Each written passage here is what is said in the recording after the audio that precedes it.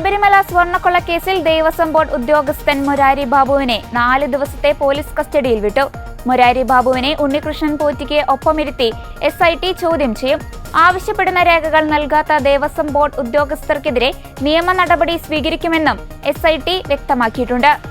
SITയുടെ custody അപേക്ഷയിൽ പറയുന്നത് മുരാരി ബാബുവും മറ്റുള്ളവരുമായിട്ടുള്ള ഗൂഢാലോചന കണ്ടെത്തുക, മുഖ്യപ്രതിയായ ഉണ്ണികൃഷ്ണൻ പോറ്റിയുമായി സാമ്പത്തിക ഇടപാടുകളുണ്ടോ എന്ന് പരിശോധിക്കുക എന്നീ ആവശ്യങ്ങൾക്കായാണ് കസ്റ്റഡി അപേക്ഷ നൽകിയത്.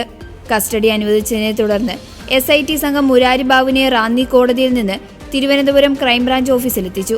ഇരുവരെയും ഒരുമിച്ച് തെളിവെടുപ്പിന് കൊണ്ടുപോകാനും സാധ്യതയുണ്ട്. അടുത്ത 30 വരെയാണ് ഉണ്ണികൃഷ്ണൻ പോറ്റിയുടെ കസ്റ്റഡി കാലാവധി. ശ്രീകോവിലിന് മുന്നിലെ ദ്വാരപാലക ശില്പങ്ങളിലെ സ്വർണം പതിച്ച പാളികൾ ചെമ്പാണെന്ന് തെറ്റായി രേഖപ്പെടുത്തിയത് അഡ്മിനിസ്ട്രേറ്റീവ് ഓഫീസറായിരുന്ന മുരാരി ബാബുവാണ്. ഇയാളെ നേരത്തെ തന്നെ അന്വേഷണ വിധേയമായി സസ്പെൻഡ് ചെയ്തിരുന്നു. 2019 ജൂൺ 17-നാണ് ശ്രീകോവിലിന് ഇരുവശവുമുള്ള ദ്വാരപാലക ശില്പങ്ങളിൽ പതിപ്പിച്ചിരിക്കുന്നത് ചെമ്പുതകിടാണെന്ന് രേഖപ്പെടുത്തി മുരാരി ബാബു ശബരിമല എക്സിക്യൂട്ടീവ് ഓഫീസർക്ക് നൽകിയത്. തുടർന്ന് സ്വർണ്ണപൂശലിനായി ഉണ്ണികൃഷ്ണൻ പോറ്റി കൊണ്ടുപോയി. 2024 ശബരിമല എക്സിക്യൂട്ടീവ് ഓഫീസറായിരുന്നപ്പോഴും ദ്വാരപാലക ശില്പങ്ങളിലെ അടുത്ത അറ്റകുറ്റപ്പണിക്കും പാളികൾ ഉണ്ണികൃഷ്ണൻ പോറ്റിക്ക് നേരിട്ട് കൈമാറാനായിരുന്നു മുരാരി ബാബുവിന്റെ ശുപാർശ. എന്നാൽ ദേവസ്വം ബോർഡ് ഇത് തള്ളുകയും നേരിട്ട് ചെന്നൈയിലെത്തിക്കാൻ തീരുമാനിക്കുകയുമായിരുന്നു. ഉണ്ണികൃഷ്ണൻ പോറ്റിയെ വീണ്ടും സ്വർണം പൂശുന്നതിന് എത്തിക്കുന്നത് മുരാരി ബാബുവാണ്.